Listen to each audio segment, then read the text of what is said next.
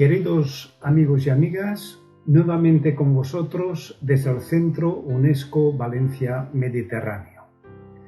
Nos acompañan en esta ocasión Gisela y Rosana, colaboradoras habituales de nuestro y vuestro centro, que nos van a interpretar una bellísima canción con la cual os queremos pedir mucha prudencia en esta nueva etapa.